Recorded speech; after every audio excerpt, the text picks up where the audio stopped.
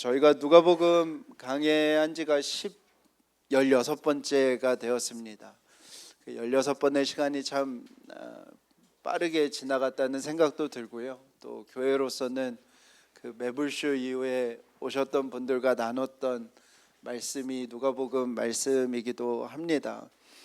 누가복음을 처음 강해하면서 드렸던 말씀이 내란과 계엄 국면 지나면서 한국교회가 왜 이렇게까지 되었나, 그 질문과 관찰 속에 시작되었다고 말씀을 드렸습니다.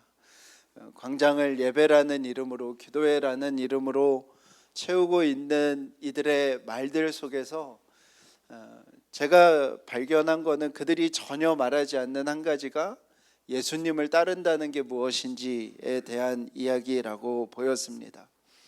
그래서 그 이야기를 가장 많이 하고 있는 누가복음을 우리가 나누었으면 좋겠다라고 하였고요. 그들뿐만 아니라 언젠가부터 한국교회 안에, 또 우리 안에 예수님을 닮아가고 예수님을 따라가는 삶에 대한 이야기가 부재하였고 공백이 있었다고 싶습니다. 로마의 박해와 유대인의 박해로부터 신앙생활을 하던 누가가 편지를 쓰면서 기록했던 누가의 공동체 이야기를 살피면서 예수 그리스도를 따른다는 것, 예수님을 닮아간다는 것이 무엇인지를 우리가 누가복음을 통해 나누고자 했던 것이죠.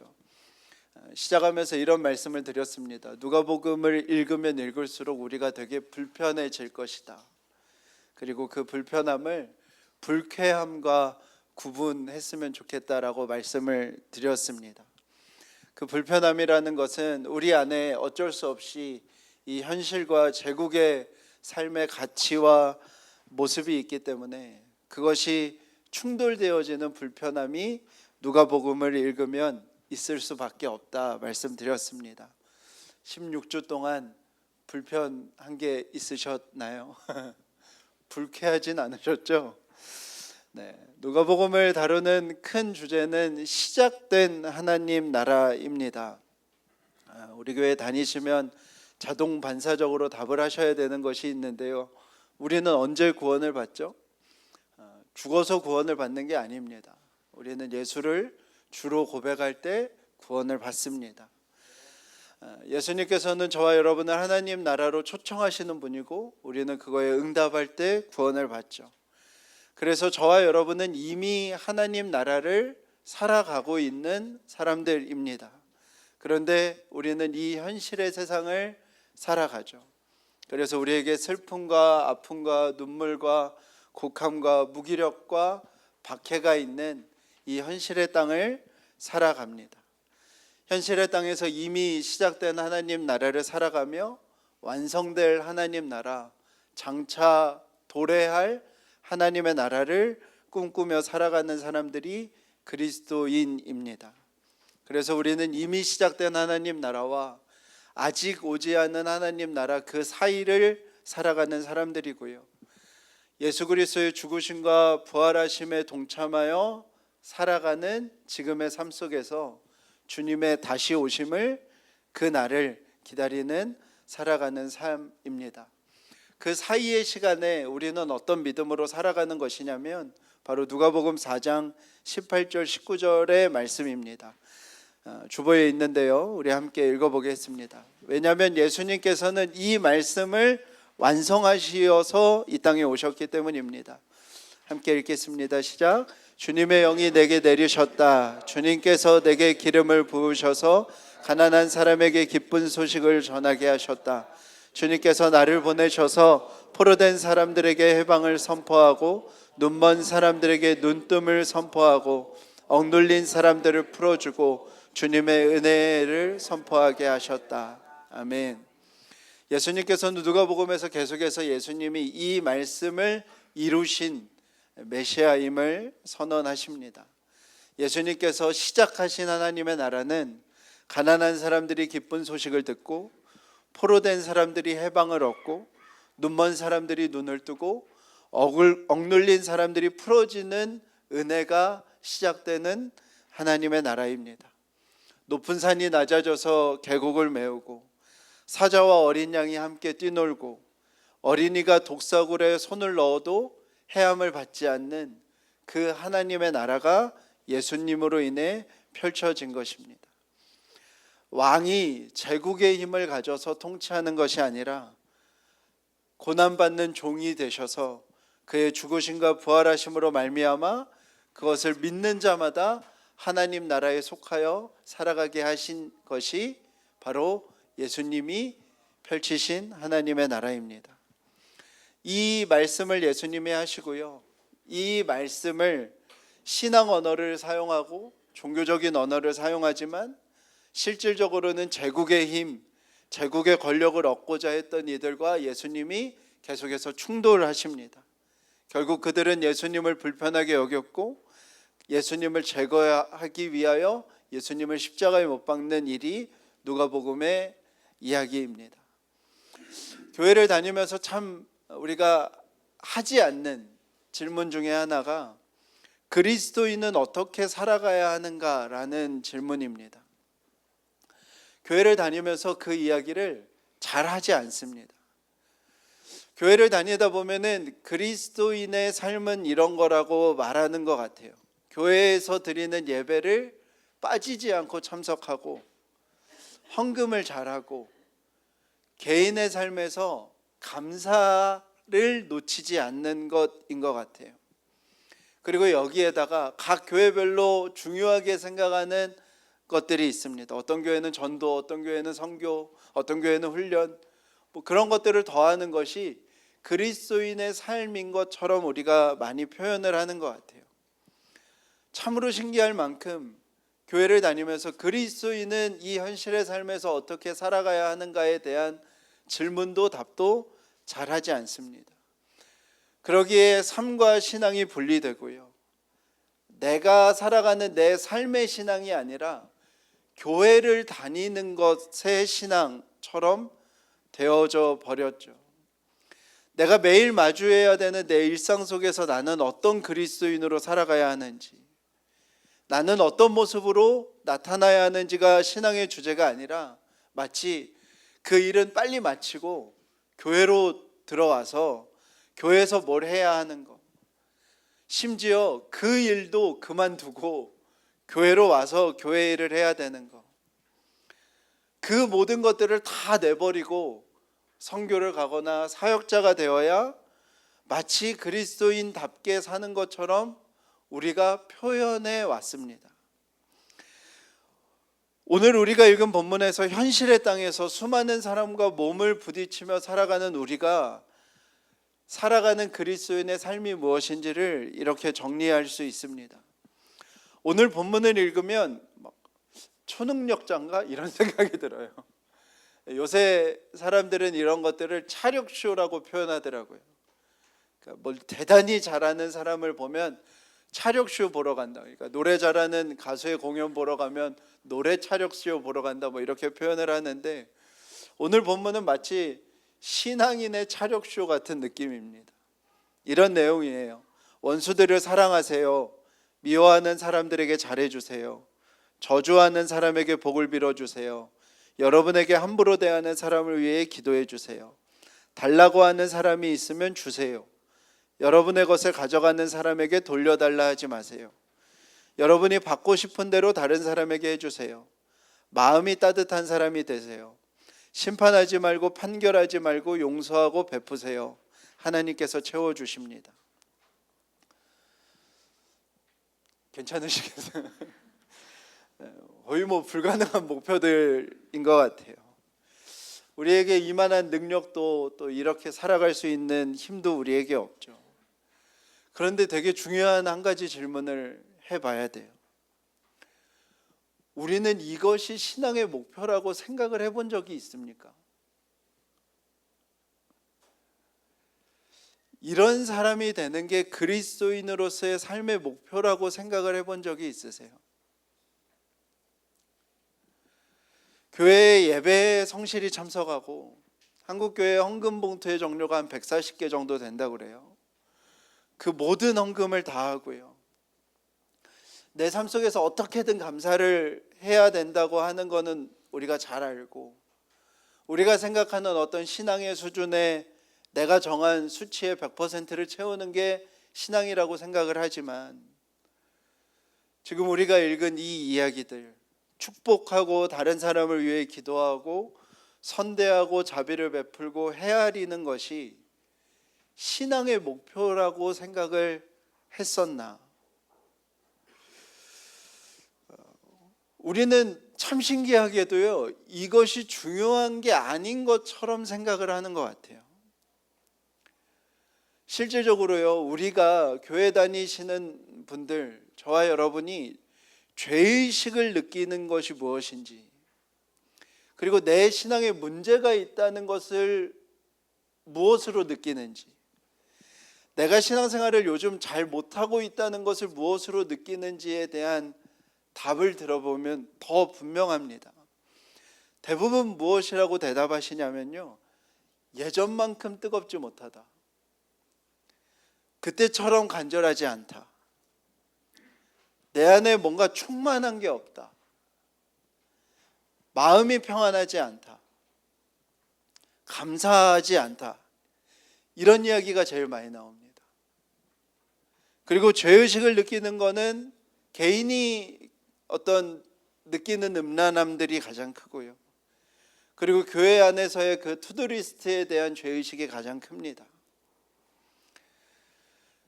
우리는 우리가 하지 말아야 되는 것에서 하지 말아야 되는 것을 범했을 때의 죄의식을 되게 크게 느껴요. 그런데 어쩌면 더 중요한 것은 해야 하는 것을 하지 않는 것입니다. 근데 해야 하는 것을 하지 않는 것에서는 죄의식을 거의 느끼지 못합니다. 그러기에 우리가 가진 신앙의 기준에 놀랍게도 이런 내용들이 없어요. 축복하고 다른 사람을 위해 기도하고 선대하고 자비를 베풀고 헤아리는 것, 하지 말라는 그 많은 율법이 아니라 마땅히 해야 하는 것을 중요하게 생각하지 못하는 우리의 모습입니다. 교회는 어떤 곳이죠? 역시 동일해요. 교회는 다른 사람을 축복하는 곳입니다. 교회는 기도하는 곳이고요, 교회는 친절함으로 삶이 아름답다는 것을 알게 하는 선을 행하는 곳입니다. 교회는 타인이 겪는 고통에 대하여 연대하며 자비를 베푸는 곳이고요, 교회는 정죄와 비판을 하기 전에 충분히 헤아려 주는 것이 교회여야 하는 것이죠. 이런 이야기하면요, 신기하게도 어떤 마음들을 가지시게 되냐면요, 신앙이 그게 다야, 이런 마음들이 있으세요. 진짜 그것만 하면 되는 거야 라는 생각을 하세요. 뭔가 신앙은 민족 통일, 세계 선교, 한국교회 갱신, 다음 세대 부흥, 민족 복음화, 뭐 이런 거여야 할 것 같은데요, 고작 그것만 하면 된다고 라는 마음들이 생기세요, 신기하게. 여러분, 근데 그렇지 않아요. 그거를 해야 되는 거죠. 이것을 해야 되는 거죠. 이번 주에 제가 인상적으로 본 동영상들이 있는데요, 하나는 그 37도가 넘는 무더위에 동두천의 한 중학생이 할머니 앞에 이렇게 서 있으면서 이렇게 막 쭈뼛쭈뼛하는 영상이었어요. 그 아이가 뭐 교회를 다니는지 아닌지는 모르겠어요. 그 이야기를 이제 취재한 내용을 들어보면 그 아이가 원래는 주머니에 5만 원짜리가 있었대요. 그래서 그 할머니가 한 야채 봉투 한 5, 6개 이렇게 놔두고 그거를 팔려고 하는 100세의 할머니였대요. 근데 그 할머니가 무더위에 거기에 계시는 게 너무 안타까워서 5만 원을 드리고 이거 제가 다 살 테니 할머니 들어가세요 라고 했는데, 그 할머니가 너무 큰 돈이라고 못 받겠다고 한 거예요. 그랬더니 그 아이가 잔돈을 받고 와서 그 할머니가 정해놓은 값을 이제 해서 이제 산 거예요. 그래서 저 안 가져가도 되니까 할머니 들어가세요 라고 하는 장면을 누가 찍어서 올린 거예요. 할머니가 뭐라도 가져가 이러셨나 봐요. 그러니까 콩 봉지, 완두콩 봉지 하나 들고 이렇게 가는 장면이에요. 이제 이 영상이 엄청나게 알려져 가지고요. 막 그 동두천 중학교에서 댓글 달고 동두천 중학교 교장 선생님이 댓글 달고 뭐 이런 일이 있었어요. 그래서 기자가 인터뷰를 했어요. 왜 그런 일을 했습니까? 라고 했더니 한여름에 햇빛을 맞으면서 장사하시는 게 안타까워서 살면서 딱히 착한 일을 한 적이 없는 것 같아서 좋은 일 한번 해야겠다라고 생각해서 했다는 거예요. 좋아요가 막 82,000개가 넘고 댓글도 막 엄청나게 달렸어요. 교장 선생님이 감사 인사를 이렇게 적기도 하고, 어떤 펜션 사장님이 그 가족을 우리 펜션에 초대하고 싶다라고도 적고, 다들 막 댓글에 마음이 너무 따뜻해요. 눈물이 나요. 잘 커서 제 같은 아이가 정치했으면 좋겠어요. 뭐 이런 댓글들이 쭉 있는 거예요. 그것과 동시에 제가 본 교회 쇼폼들을 보는데 제가 화가 나더라고요. 그러니까 수련회 시즌이에요. 그래서 수련회 홍보 영상이라고 재밌게 올리는 영상들 같아요. 유행하는 밈들인가 봐요. 근데 어떤 내용이냐면 막 아이들이 수련회 등록증을 이렇게 종이로 이렇게 들고 한 줄로 이렇게 쭉 걸어가요. 근데 앞에 애가 아마 사역자가 묻는 것 같아요. 수련회 갈 거지? 이랬더니 잘 모르겠어요 이랬더니 갑자기 발로 엉덩이로 팡 차는 거예요.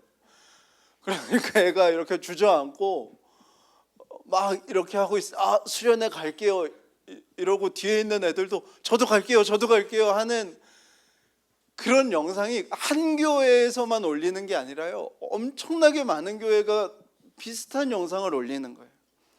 그리고 또 어떤 사역자가 선생님이 물어요. 요즘 고3들이 너무 바빠서 수련회를 못 간다는데 어떻게 해야 되죠? 이랬더니 그 사역자가 이해합니다.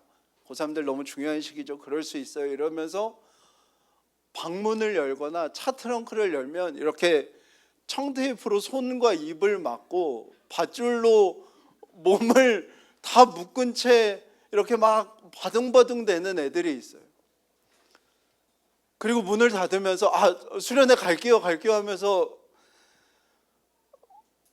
하는 거예요. 근데 막 교회 다니는 사람들은 그게 재밌다고 댓글을 달아요. 근데 그 댓글 중에 교회를 안 다니시는 분들처럼 보이는 사람들은 다 뭐라고 댓글을 다냐면, 교회는 이런 곳인가요? 이게 재밌나요? 저는 그 영상 두 개가 너무 비교가 되는 거예요. 교회 안에서 언젠가부터 어떤 감각과 감수성이 사라진 것 같아요. 우리가 가진 교회 문화가 정말 심각하게 오염되었다는 생각이 드는 거예요.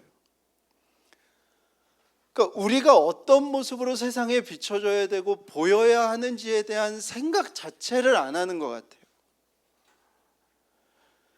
그리스도인은 어떤 모습으로 세상에 드러나야 하는지에 대한 감각 자체가 사라진 것 같아요. 그 영상을 올리는 교회가 너무 많은 거예요. 로마서 13장 8절에서 10절 한번 우리가 같이 읽어볼까요? 주보에 있습니다. 시작. 서로 사랑하는 것 외에는 아무에게도 빚을 지지 마십시오. 남을 사랑하는 사람은 율법을 다 이룬 것입니다.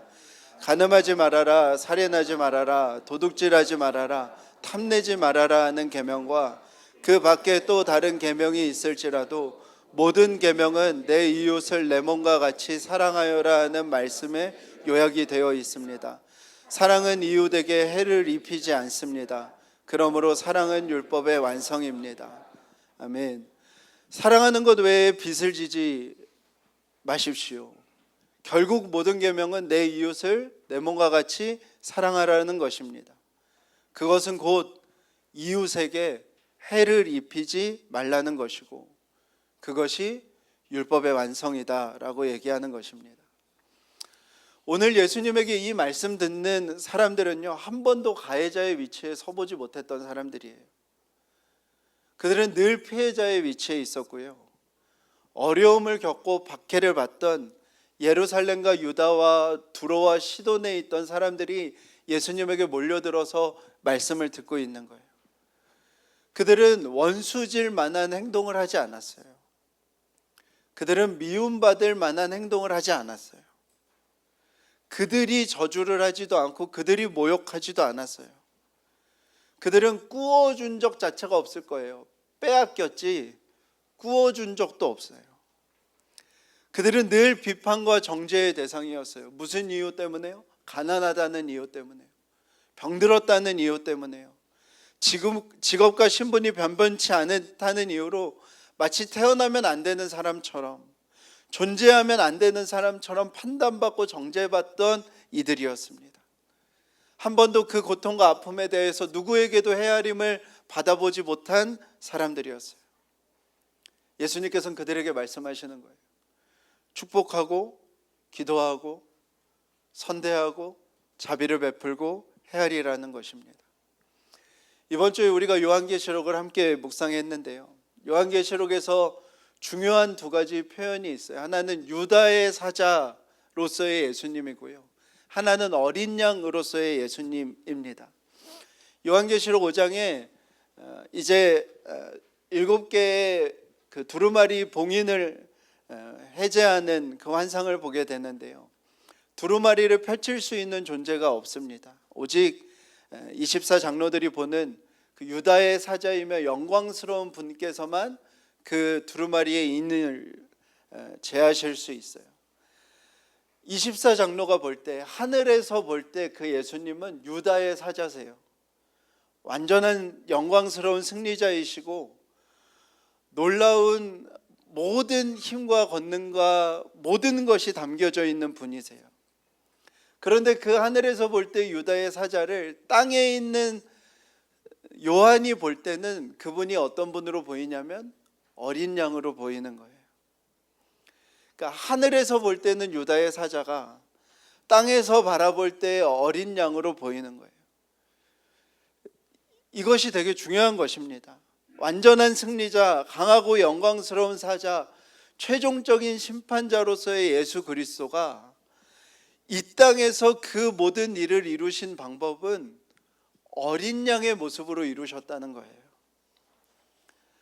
완전한 승리, 영광스러운 승리를 이루시는 하나님의 뜻이 이 땅에 펼쳐진 방식은 그분이 어린 양이 되셔서 이 땅에 오셨고, 고난당하시고 버림받으시고 죽임당하셔서 자기를 내어주시는 방법으로 그 일을 이루셨다는 거예요. 모든 자들을 구원하시기 위해, 허다하게 많은 이들을 구원하시기 위해, 셀 수 없는 사람들을 구원하시기 위해 예수 그리스도께서 이 땅에서 행하셨던 방법은 고난당하시고 버림받으시고 죽임당하신 어린 양이 되셨다는 것입니다. 힘을 내세우면요, 소수의 충성만 받아내는 모습이 돼요. 그런데 예수님의 방식은 가장 높으신 분이, 가장 위대하신 분이 가장 낮은 곳에 오셔서 자신이 어린 양이 되어 모든 이를 사랑하셨다는 거예요. 어떤 이도 그 사랑에서 벗어날 수 없게 하셨다는 거예요.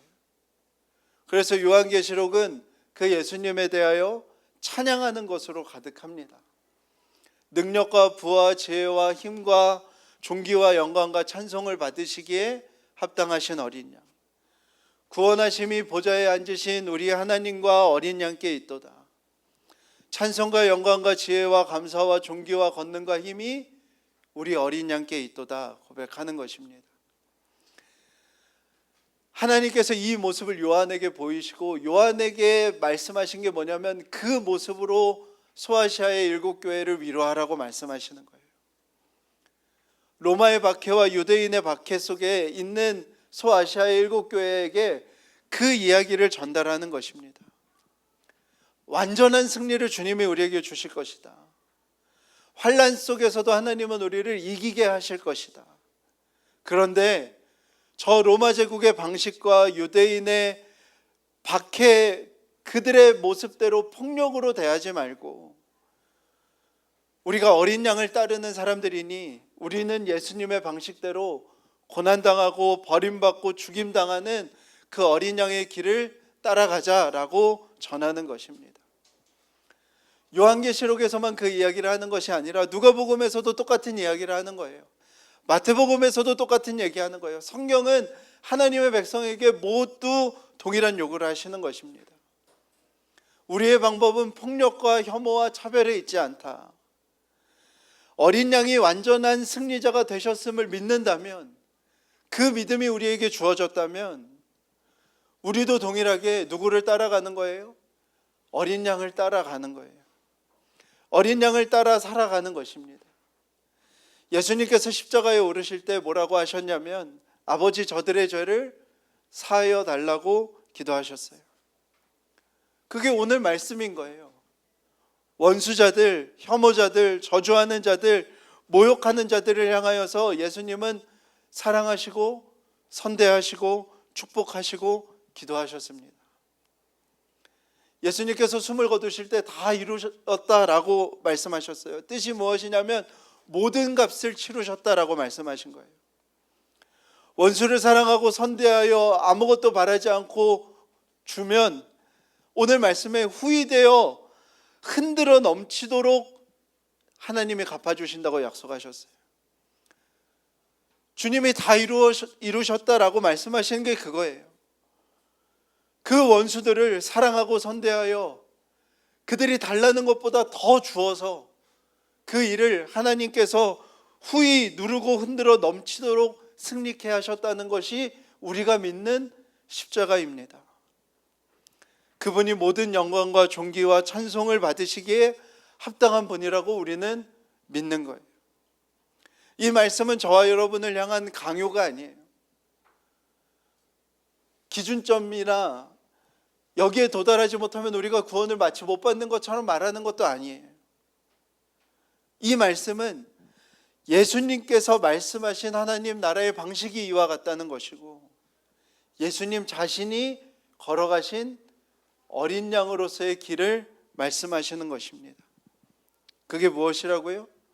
축복하고 다른 사람을 위해 기도하고 선대하고 자비를 베풀고 헤아리며 사는 것입니다. 우리는 이 방식이 구원임을 믿는 사람이에요. 이 방식이 살 길이고 진리이고 생명이라는 것을 믿는 사람들입니다. 그러기에 우리도 어린 양을 따르는 사람이 되어 이 땅을 살아가는 거예요. 갈라디아서 6장 9절에서 10절 우리 한번 같이 읽어보겠습니다. 시작. 선한 일을 하다가 낙심하지 맙시다. 지쳐서 넘어지지 아니하면 때가 이를 때에 거두게 될 것입니다. 그러므로 기회가 있는 동안에 모든 사람에게 선한 일을 합시다. 특히 믿음의 식구들에게는 더욱 그렇게 합시다. 베드로전서 2장 15절입니다. 선을 행함으로 어리석은 자들의 무지한 입을 막는 것이 하나님의 뜻입니다. 아멘. 교회 안에 우리가 그동안 정말 많이 했던 얘기가 세상을 바꾸자, 세상을 변화시키자 아닙니까? 무슨 수로요? 무슨 방법으로요? 이 제국의 방식대로 1등이 되면 세상이 변화하겠습니까? 이 제국의 방식대로 힘을 얻으면, 권력을 얻으면 세상이 변화되겠습니까? 성경은 애초에 그거에 대한 이야기를 하는 게 아니에요. 우리는 무엇을 믿는 것이냐면, 피해를 받은 이들이 여전히 선한 의지를 가지고 살아가는 것입니다. 박해를 받은 이들이 여전히 선한 의지가 꺾이지 않고 살아가는 것입니다. 원수질 행동을 하지 않았는데 원수가 되고, 미움받은 일을 하지 않았는데 미움받는 자들이 저주받고 모욕받고 오해받고 비판과 정죄의 입방아에 오르내리는 이들에게서 선한 의지가 사라지지 않는 것입니다. 우리는 어린 양 예수를 따르는 사람들이기에 그 어린 양 예수가 영광스러운 유다의 사자임을 믿는 사람들이기 때문에 그 선한 의지를 가지고 살아가는 것입니다. 억울함과 모멸감과 무력감과 아픔과 슬픔과 한숨을 이고 지고 사는 이들이 여전히 축복하고 기도하고 선대하고 자비를 베풀고 헤아리는 삶을 그치지 않게 될 때 그 변화를 우리는 꿈꾸는 것입니다. 그것이 어린 양 예수님을 따라가는 것이고 어린 양의 발자국을 따라 걷는 그리스도인의 삶입니다. 사랑하는 여러분, 억울함으로 땅을 치던 밤에 아무 말도 할 수 없이 눈물만 나던 날에 모욕의 말이 잊혀지지 않던 새벽에 여러분 여전히 기도할 수 있고 축복할 수 있고 선한 의지가 여러분의 삶에서 사라지지 않는다면 어린 양께서 남기신 그 발걸음을 따라 걷고 있는 삶인 것을 기억하시길 축복합니다. 승리하신 어린 양을 따르는 저와 여러분의 삶이 되기를 간절히 축복합니다. 우리 함께 찬양하시겠습니다.